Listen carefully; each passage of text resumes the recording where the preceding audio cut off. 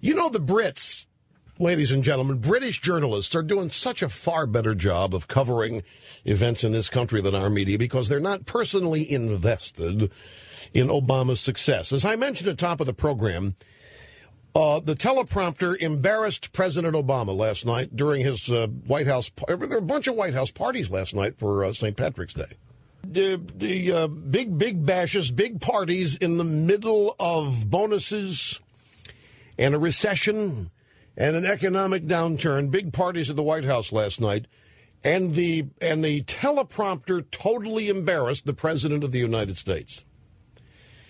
I've read accounts of this in the U.S. drive-by media, and they pretty much present Obama as a guy who saved the day with his cool, his aplomb, his calm demeanor.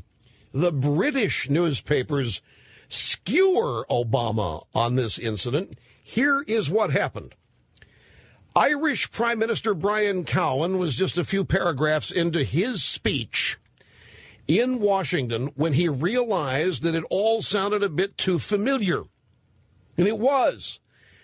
He was repeating the speech that the teleprompter had told Obama to say mere moments ago. The teleprompter forgot to change speeches from Obama's to Cowen's. So Cowen stopped. He turned to the president and said, "That's your speech." I'm surprised it took him 20 seconds to figure out it wasn't his. So Obama started laughing, and Obama went back to the podium to take over. But when Obama got there, this is hilarious. When Obama got there, the teleprompter had then switched back to the Cowen speech. The teleprompter switched back to the Cowen speech while Obama was laughing and heading to the podium. So when Obama then reached the podium to try to coolly, calmly save the day, he ended up thanking himself for throwing a huge party because he ended up reading the speech the teleprompter wrote for the Irish Prime Minister. So here come the Irish guy, goes up to make a speech after Obama, and the teleprompter playing a little game on everybody, doesn't switch the speeches.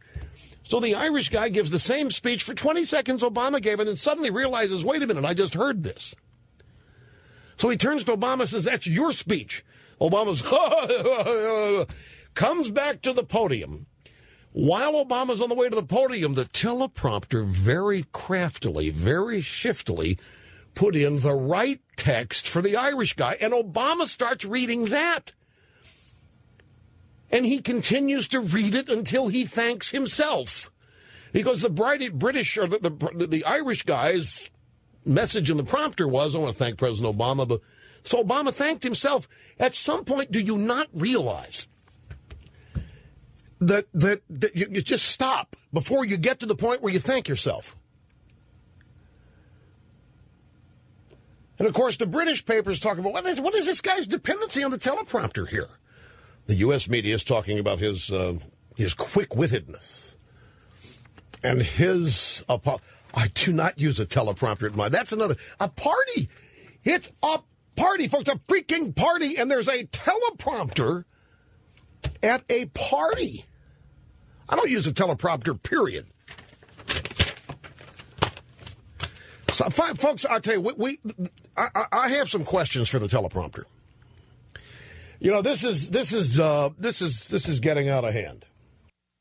I have some questions to the teleprompter since it engaged in behavior last night that embarrassed both the Irish Prime Minister and the President of the United States. I mean, when a teleprompter, you got somebody who's as great an orator as the President to thank himself for throwing a party.